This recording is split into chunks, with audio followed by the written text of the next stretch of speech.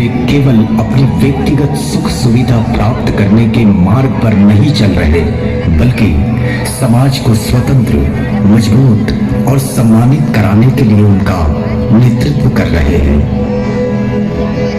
इस दुनिया में जितने भी महान कार्य किए गए हैं वे अविरत उद्योग और कठिन परिश्रम से किए गए हैं। किसी को भी अपना मस्तिष्क अपने लक्ष्य पर केंद्रित करना चाहिए। मनुष्य को जीवित रहने के लिए खाना चाहिए और जीवित रहकर समाज के कल्याण के लिए कार्य करना चाहिए। शिक्षा दुधारी तलवार है। चारित्र और मानवता रहित शिक्षित मनुष्य पशु से भी अधिक खतरनाक है।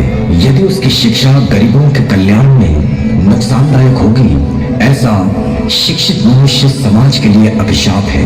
ऐसे पढ़े लिखे व्यक्ति की निंदा होनी चाहिए। शिक्षा से चारित्र अधिक महत्वपूर्ण है। आपके पास सक्षम नेता होना चाहिए। किसी अन्य पार्टी के सर्वोच्च नेता के समकक्ष होने के लिए आपके नेता में साहस और सामर्थ्य होना चाहिए। सक्षम नेता के अभाव में पार्टी नष्ट हो जाती है। किसी भी पार्टी में कभी न बिकने वाले ईमानदार नेता अत्यंत महत्वपूर्ण है।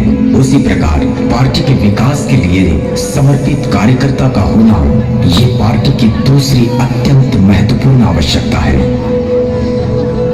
सैद्धांतिक जीवन और राजनीति की वास्तविक समस्या दोनों पूर्णतः अलग है। राजनीतिक गतिविधियों को मूर्त रूप देने के लिए और समस्याओं को सुलझाने के लिए आपको अपने मन, दृष्टिकोण तथा अपने सामर्थ्य को पहचानने की क्षमता में वृद्धि करनी होगी।